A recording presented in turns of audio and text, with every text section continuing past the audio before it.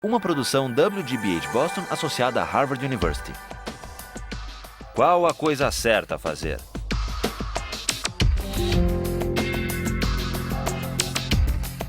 Justice, com Michael Sandel.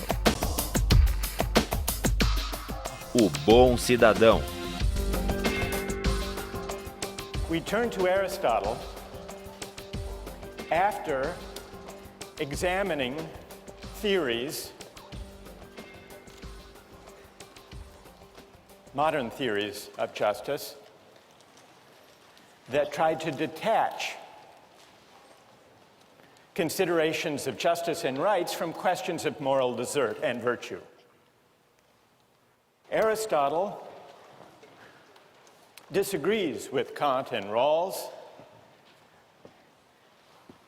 Aristotle argues that justice is a matter of giving people what they deserve. And the central idea of Aristotle's theory of justice is that in reasoning about justice and rights, we have unavoidably to reason about the purpose or the end or the telos of social practices and institutions. Yes, justice requires giving equal things to equal persons, but the question immediately arises in any debate about justice, equal in what respect? And Aristotle says we need to fill in the answer to that question by looking to the characteristic end or the essential nature or the purpose of the thing we're distributing. And so we discussed Aristotle's example of flutes, who should get the best flutes, and Aristotle's answer was the best flute players. The best flute player should get the best flute because that's a way of honoring the excellence of flute playing. It's a way of rewarding the virtue of the great flute player. What's interesting, though, and this is what we're going to explore today, is that it's not quite so easy to dispense with teleological reasoning when we're thinking about social institutions and political practices. In general, it's hard to do without teleology when we're thinking about ethics, justice, and moral argument. At least that's Aristotle's claim, and I would like to bring out the force in Aristotle's claim by considering two examples. One is an example that Aristotle spends quite a bit of time discussing, the case of politics. How should political offices and honors, how should political rule be distributed? The second example is a contemporary debate about golf and whether the Professional Golfers Association should be required to allow Casey Martin, a golfer with a disability, to ride in a golf cart. Both cases bring out a further feature of Aristotle's teleological way of thinking about justice, and that is that when we attend to the telos or the purpose, sometimes we disagree and argue about what the purpose of a social practice really consists in, and when we have those disagreements, part of what's at stake in those disagreements is not just who will get what, not just a distributive question, but also an honorific question. What qualities, what excellences of persons will be honored? Debates about purpose and telos are often, simultaneously, debates about honor. Now let's see how that works in the case of Aristotle's account of politics. When we discuss distributive justice these days, we're mainly concerned with the distribution of income and wealth and opportunity. Aristotle took distributive justice to be mainly not about income and wealth, but about offices and honors. Who should have the right to rule? Who should be a citizen? How should political authority be distributed? Those were his questions. How did he go about answering those questions? Well, in line with his teleological account of justice, Aristotle argues that to know how political authority should be distributed, we have first to inquire into the purpose, the point, the telos, of politics. So what is politics about? And how does this help us decide who should rule? Well, for Aristotle, the answer to that question is, politics is about forming character, forming good character.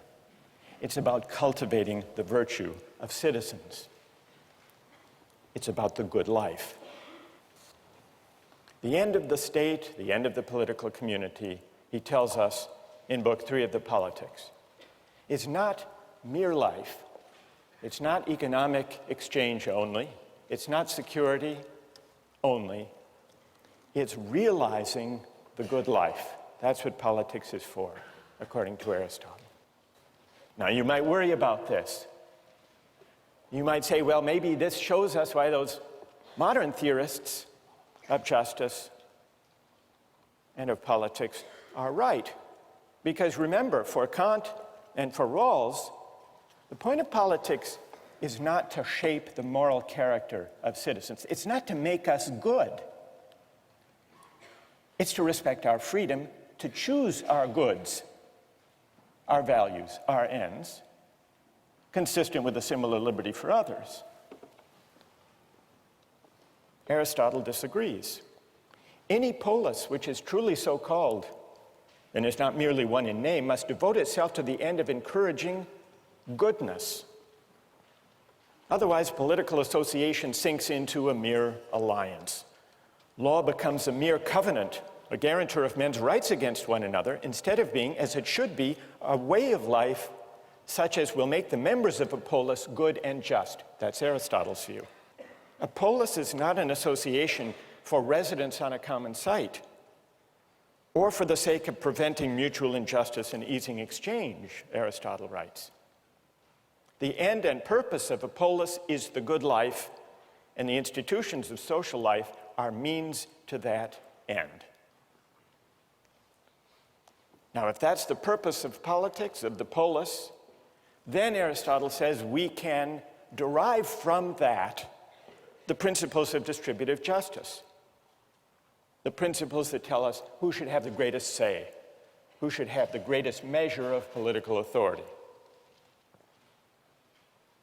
And what's his answer to that question? Well, those who contribute the most to an association of this character, namely an association that aims at the good, should have a greater share in political rule and in the honors of the polis. And the reason is they are in a position to contribute most to what political community is essentially about.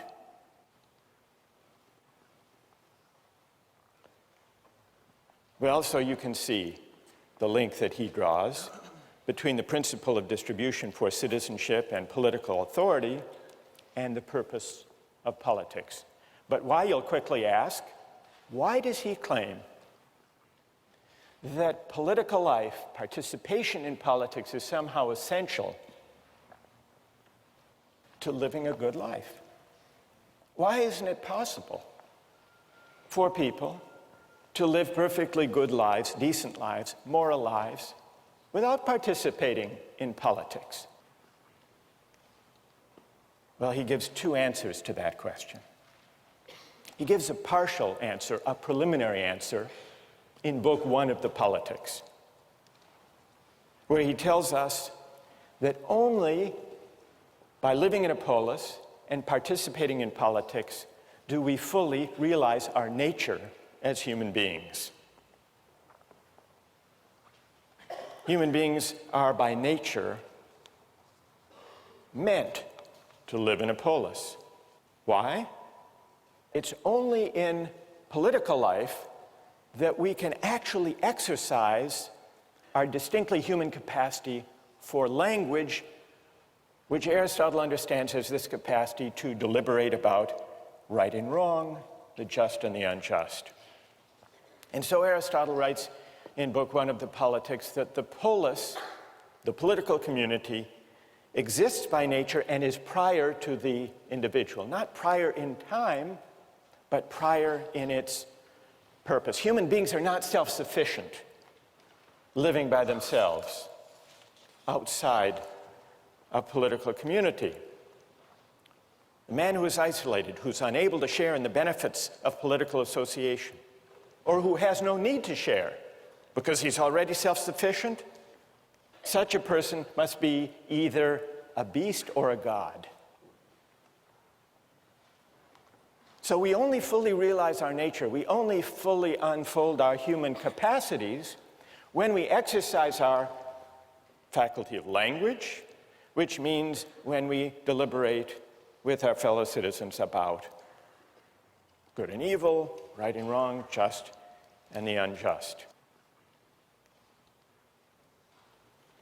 But why can we only exercise our capacity for language in political community, you might ask?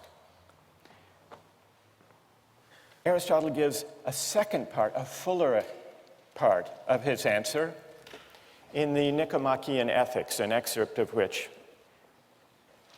we have among the readings. And there he explains that political deliberation, living the life of a citizen, ruling and being ruled in turn, sharing in rule, all of this is necessary to virtue. Aristotle defines happiness not as maximizing the balance of pleasure over pain, but as an activity of the soul in accordance with virtue. And he says that every student of politics must study the soul because shaping the soul is one of the objects of legislation in a good city. But why is it necessary to live in a good city in order to live a virtuous life? Why can't we just learn good moral principles at home or in a philosophy class or from a book? Live according to those principles, those rules, those precepts, and leave it at that. Aristotle says virtue isn't acquired that way. Virtue is only something we can acquire by practicing, by exercising the virtues. It's the kind of thing we can only learn by doing. It doesn't come from book learning. In this respect, it's like flute playing. You couldn't learn how to play a musical instrument well just by reading a book about it. You have to practice, and you have to listen to other accomplished flute players. There are other practices and skills of this type. Cooking. There are cookbooks, but no great chef ever learns how to cook by reading a cookbook only. It's the kind of thing you only learn by doing. Joke telling is probably another example of this kind. No great comedian learns to be a comedian just by reading a book on the principles of comedy. It wouldn't work. Now, why not? What do joke telling and cooking and playing a musical instrument have in common, such that we can't learn them just by grasping a precept or a rule that we might learn from a book or a lecture? What they have in common is that they are all concerned with getting the hang of it, but also, what is it we get the hang of when we learn how to cook or play a musical instrument or tell jokes well? Discerning particulars, particular features of a situation. And no rule, no precept could tell the comedian or the cook or the great musician how to get in the habit of, the practice of, discerning the particular features of a situation. Aristotle says virtue is that way too. Now, how does this connect to politics? The only way we can acquire the virtues that constitute the good life is to exercise the virtues, to have certain habits inculcated in us, and then to engage in the practice of deliberating with citizens about the nature of the good. That's what politics is ultimately about. The acquisition of civic virtue, of this capacity to deliberate among equals, that's something we couldn't get living a life alone outside of politics. And so that's why, in order to realize our nature, we have to engage in politics. And that's why those who are greatest in civic virtue, like Pericles, are the ones who properly have the greatest measure of offices and honors. So, the argument about the distribution of offices and honors has this teleological character, but also an honorific dimension. Because part of the point of politics is to honor people like Pericles. It isn't just that Pericles should have the dominant say because he has the best judgment and that will lead to the best outcomes, to the best consequences for the citizens. That's true, and that's important. But a further reason people like Pericles should have the greatest measure of offices and honors and political authority and sway in the polis is that part of the point of politics is to single out and honor those who possess the relevant virtue, in this case civic virtue, civic excellence, practical wisdom, to the fullest extent. That's the honorific dimension bound up with Aristotle's account of politics. Here's an example that shows the link in a contemporary controversy, the link to which Aristotle draws our attention between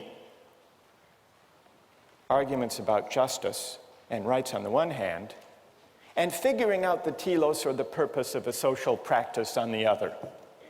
Not only that, the case of Casey Martin and his golf cart also brings out the link between debates about what the purpose of a social practice or a game is, on the one hand, and the question of what qualities should be honored on the other.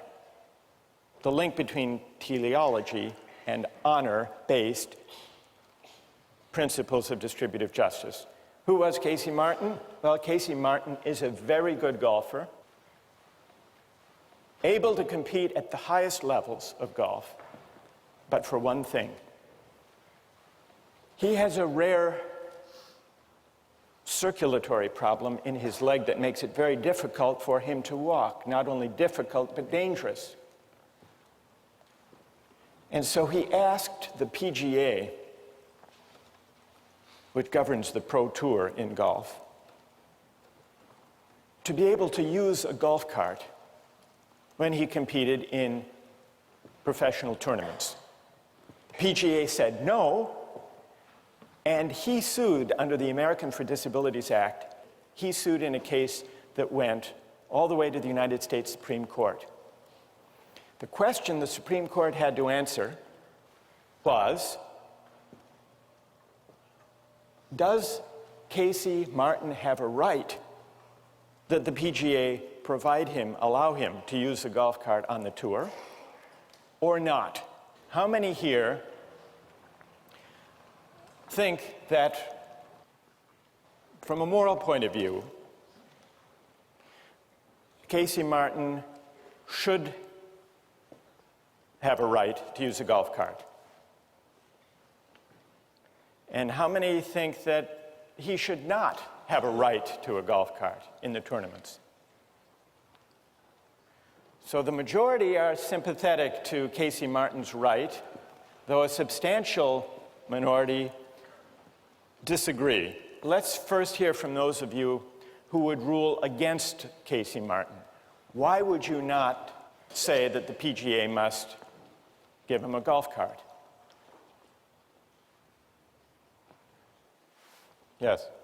Since the inception of golf, because it's been part of the sport, it's now intrinsically part of golf, walking the course. And thus, because it's intrinsic to golf, I'd argue that not being able to walk the course is just not being able to perform an aspect of the sport which is necessary to performing at a professional level.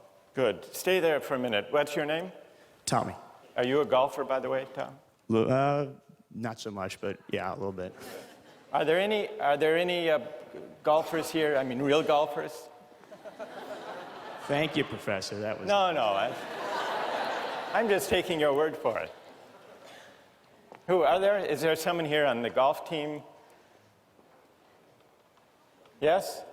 Tell us your name and tell us what you think. My name is Michael, and I usually take a cart, so probably the probably the wrong person to ask. Is that why your hand went up slowly when I... Yes. All right. But Tom is saying, Tom said a minute ago that at least at the professional level, walking the course is essential to the game. Do you agree? I would, yes. You do? Then why do you take a cart? And you call yourself a golfer? No, no. I'm kidding. What do you say to that? When I have walked a course, it does add tremendously to the game. Makes it a lot harder, it really does. Yeah?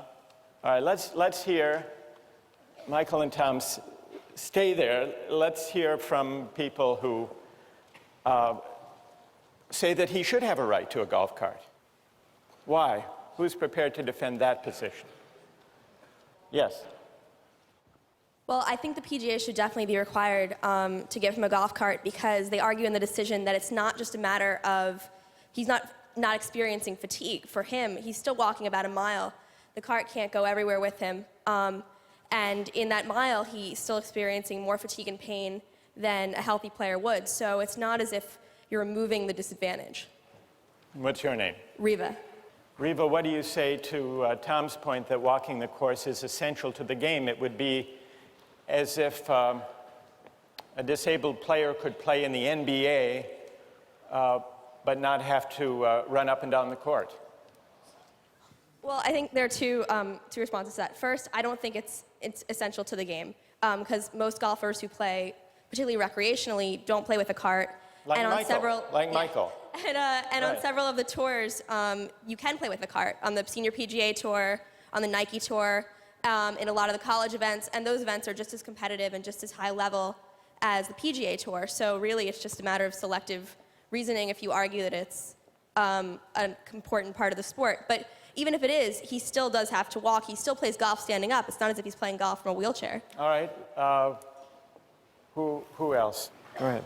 I think the whole point of a competition is that it calls out the best, from the second best or from the third best. And when we're talking about the national level, we're talking about, the highest of the highest. And I think what they're arguing about here is the purpose of competition. And I think in the sake of competition, you can't change the rules. So the purpose of the competition includes walking. That's an essential, you agree with Tom. And what's your name? David. The Supreme Court ruled that the PGA did have to accommodate Casey Martin. And they did it on grounds that Riva mentioned, that walking isn't really an essential part of the game. They cited testimony saying that walking the court consumes no more calories than you get eating a Big Mac. That's what walking is in golf, according to the majority. Scalia was in dissent. Justice Scalia agreed with David. He said, there is no purpose. It's not, and it's certainly not for courts to try to figure out the essential purpose of golf. Golf, like any game, is strictly for amusement. And if there's a group that wants to have one version of the game, they can have that version of the game. And the market can decide whether people are amused and like and show up for that and watch the television broadcasts. Scalia's dissent was an anti-Aristotelian dissent. Because notice two things about the argument. First, we're thrust into a discussion about what the essential nature or purpose or telos of golf really is. Does it include walking? And here's something I think is rumbling beneath the surface of this debate. Whether walking partly determines whether golf is really an athletic competition. After all, the ball sits still. You have to put it in a hole. Is it more like basketball, baseball, and football, golf, an athletic competition? Or is it more like billiards? The ball sits still there too. You can be out of shape and succeed. It involves skill, but not athletic skill.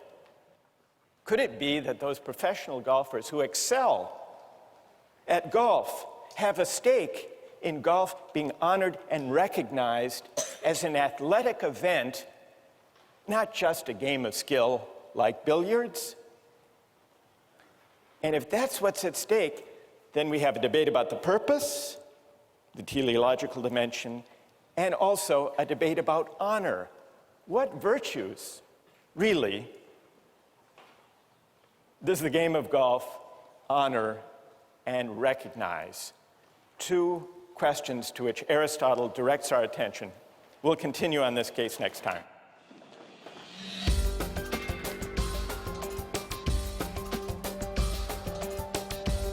What's strange and seems paradoxical to me about Aristotle's viewpoint is that if you walk like a pirate and you talk like a pirate, you shouldn't be an investment banker, because that's not what you're inherently supposed to do. If you have a peg leg and an eye patch and a disgruntled disposition, you should be on a pirate ship on the high seas.